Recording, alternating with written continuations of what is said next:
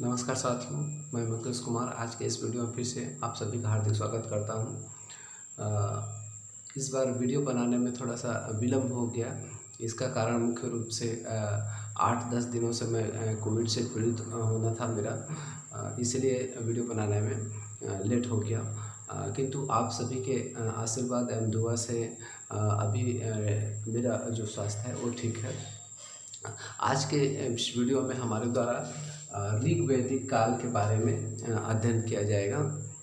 जैसा कि आप जानते हो कि आर्य लोगों के आगमन के पश्चात यहाँ पास भारतीय सीमा के अंदर वैदिक सभ्यता की स्थापना हुई और वैदिक सभ्यता को मुख्य रूप से दो कालों में विभाजित किया जाता है। प्रथम जो भाग है उसको ऋग वैदिक काल या पूर्व वैदिक काल के नाम से जाना जाता है, जिसका जो समय है उसको इतिहासकारों द्वारा 1500 ईसा पूर्व से लेकर के 1000 ईसा पूर्व के आसपास रखा जाता है। और दूसरा जो काल है वैदिक सभ्यता के अंतर्गत उसको उत्तर वैदिक काल के नाम से जाना जाता है। इसका जो समय है उसको इतिहासकारों द्वारा 1000 ईसा पूर्व से लेकर के 600 ईसा पूर्व के आसपास रखा जाता है। तो इसको स्टार्ट करने के पहले एक चीज़ हम रिकॉल कर लेते हैं कि जैसा कि पुराने वीडियो में हमारे द्वारा यह देखा गया था कि जो भारत की जो सबसे प्राचीनतम जो सभ्यता थी जिसका नाम है सिंधु घाटी सभ्यता, तो इस सिंधु घाटी सभ्यता के पतन का जब हम लोग अध्ययन किए थे तो उस पतन के अध्ययन के समय यह देखा गया था कि सिंधु घाटी सभ्यता के पतन के लिए अनेक इतिहासकारों द्वारा अनेक कारण बताए गए हैं। उसमें एक मुख्य कारण था कि आर्य लोगों का आक्रमण, अर्थात आर्य लोगों के आक्रमण के कारण यहाँ पास उनके द्वारा सिंधु सभ्यता के निवासियों को हराया जाना और उसके पश्चात यहाँ भारतीय सीमा के अंदर वैदिक सभ्यता की स्थापना किया जाना, ये प्रमुख कारण हमारे द्वारा अध्ययन किया जा चुका है। तो उन लोगों के आगमन के पश्चात माने आर्य लोगों के आगमन के पश्चात और आगमन होने के पश्चात उनके द्वारा सिंधु सभ्यता के निवासियों को हराने के पश्चात यहाँ पास मुख्य रूप से वैदिक सभ्यता की स्थापना की गई थी। तो वैदिक सभ्यता को समझने के लिए मेरे द्वारा भारतीय जो सीमा का मैप है उसको सर्वप्रथम बनाया गया है और इसमें समझाने का प्रयास किया गया है कि आर्य लोग यहाँ आए और आने के पश्चात सिंधु सभ्यता के निवासियों को हराए और हराने के पश्चात उनके द्वारा सर्वप्रथम भारतीय सीमा के कौन से क्षेत्र में उनके द्वारा वैदिक सभ्यता की स्थापना की गई थी। तो ये भारतीय मैप है और इस भारतीय मैप में ये जो 7 नदियां हैं मुख्य रूप से ये सिंधु नदी है, ये झेलम नदी है और चिनाब नदी है, रावी नदी है, सतलज नदी है और ये अफ़गानिस्तान वाला एरिया है, इसमें काबुल नदी है। तो ये सब जो नदियां हैं उसको मिला कर के भारतीय इतिहास में और भारतीय जो भूगोल है उसमें इस जो 7 नदियां उसके आसपास के क्षेत्र को सप्त सिंधु प्रदेश के नाम से जाना जाता है। और इसी सप्त सिंधु प्रदेश के आसपास आर्य लोगों द्वारा सिंधु घाटी सभ्यता के निवासियों को हराने के पश्चात वैदिक सभ्यता की स्थापना की गई थी। इस पूरे नदियों के बारे में पूरा डिटेल जो अध्ययन है हम जब जियोग्राफी का जब अध्ययन करेंगे तो उसमें हमको पढ़ने को मिलेगा। अभी आप इतना समझ लीजिए कि ये वाला जो क्षेत्र है उसको 7 या सप्त सिंधु प्रदेश के नाम से जाना जाता है। और इस सप्त सिंधु प्रदेश में के एरिया में मुख्य रूप से काबुल नदी, ब्यास नदी, चिनाब नदी, सतलज नदी, रावी नदी, झेलम नदी और सिंधु नदी को रखा जाता है।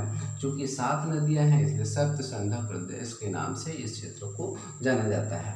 कभी कभी क्या है कि ऑब्जेक्टिव पॉइंट ऑफ दृष्टिकोण से या प्रीलिम्स के दृष्टिकोण से या जो भी पेपर जैसे व्यापम का अन्य जो पेपर जो होता है, चाहे पटवारी का हो, चाहे आरक्षक वगैरह का हो, या एसएससी का हो, रेलवे का हो, उसमें जब ऑब्जेक्टिव पॉइंट टाइप दृष्टिकोण से जब एग्ज़ाम लिया जाता है तो जो नदियां हैं उसका प्राचीन नाम भी पूछ दिया जाता है। तो इसको आपको याद रखना है कि जैसे काबुल को पुराने समय में कुंभा बोला जाता था, ब्यास नदी को बिपाशा कहा जाता था, चिनाब नदी को असीकनी कहा जाता था, सतलज नदी को सत्री कहा जाता था, रावी नदी को परिश्नी कहा जाता था और झेलम नदी को विदस्ता कहा जाता था। तो ऐसे इनके जो पुराने नाम हैं उनको भी आपको याद रखना है, जो कि काफ़ी महत्वपूर्ण है ऑब्जेक्टिव पॉइंट ऑफ दृष्टिकोण से। दूसरा चीज़ यहाँ से जो क्वेश्चन उठता है न केवल ऑब्जेक्टिव पॉइंट ऑफ दृष्टिकोण से अपितु डिस्क्रिप्टिव पॉइंट ऑफ दृष्टिकोण से, वो ये है कि आर्य लोगों के भारतीय सीमा में शासन सत्ता के स्थापना के कारण क्या थे।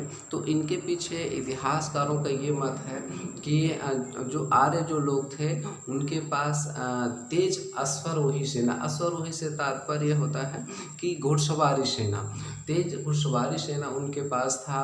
इसके अतिरिक्त दूसरे जो समूह के जो लोग उनके ऊपर आक्रमण करते तो उनसे अपने आप की रक्षा के लिए उनके पास कवच भी थे। इसके अतिरिक्त एक और महत्वपूर्ण कारण जो माना जाता है वो है बेहतर किस्म के हथियार उनके पास थे। तो ये तीनों चीज़ों को आर्य लोगों के शासन सत्ता के स्थापना का मुख्य कारण माना जाता है। कौन कौन सा? एक तो तेज अश्वारोही सेना, दूसरा कवच का उपयोग किया जाना, इसके अतिरिक्त बेहतर किस्म के हथियार का प्रयोग किया जाना आर्य लोगों का यहाँ का शासन सत्ता में स्थापना में प्रमुख कारण थे। इसके अतिरिक्त जो महत्वपूर्ण चीज़ें हैं जिसको आपको याद रखना है कि जो यहाँ के जो मूल निवासी थे उसको दस्यु के नाम से जाना जाता था, और जो आर्य जो उन दस्युओं को पराजित किया उसको त्रसदस्यु के नाम से जाना जाता है इतिहास में। इसके अतिरिक्त अन्य महत्वपूर्ण फैक्ट जो यहाँ से आते हैं वो ये है कि आर्य लोगों का सबसे पवित्र नदी सरस्वती नदी को माना जाता है, और उनके द्वारा जो पूजे जाने वाली जो सर्वप्रमुख जो नदी थी वो सिंधु नदी के नाम से जाना जाता है। तो यहाँ पास एक कन्फ्यूजन होता है, आपको कन्फ्यूजन नहीं होना है। जो सबसे पवित्र नदी है आर्य लोगों का वो सरस्वती नदी के नाम से जाना जाता है, और दूसरा आर्य लोगों द्वारा सबसे अधिक पूजी जाने वाली जो नदी है उसको सिंधु नदी के नाम से जाना जाता है। ये तमाम प्रकार के फैक्ट हैं, प्रारंभिक जानकारियां हैं ऋग्वैदिक काल से संबंधित, जिसको आपको याद रखना है। आने वाले समय में ऋग्वैदिक काल से संबंधित 2 वीडियो और आएंगे जिसमें ऋग्वैदिक काल की सामाजिक स्थिति, आर्थिक स्थिति, राजनीतिक स्थिति के बारे में डिस्कशन किया जाएगा। दूसरा चीज़ मैं आप लोगों से एक चीज़ निवेदन करना चाहता हूँ कि इस विषम परिस्थिति में आशा है आप लोग स्वस्थ होंगे, लेकिन आने वाले समय में सिचुएशन नॉर्मल हो और सभी का जो जीवन है वो नॉर्मल तरीके से सुचारू रूप से आगे चले, इसके लिए वैक्सीन आप सभी ज़रूर लगवाइए, और न केवल आप ही लगवाइए अपितु अपने परिवार के सभी सदस्यों को वैक्सीन बिल्कुल लगवाने के लिए मोटिवेट करिए, अपने आसपास के लोगों को वैक्सीन लगवाने के लिए मोटिवेट करिए, क्योंकि इस विषम परिस्थिति से हमको बाहर निकलने के लिए मात्र और मात्र एक ही रास्ता है, वो है वैक्सीन। तो आप सभी से मेरा आग्रह है कि आप सभी वैक्सीन बिल्कुल लगाइए, और अपने परिवार और अपने आसपास के दोस्त, रिश्तेदार, नातेदार सभी को वैक्सीन के लिए बिल्कुल मोटिवेट करिए।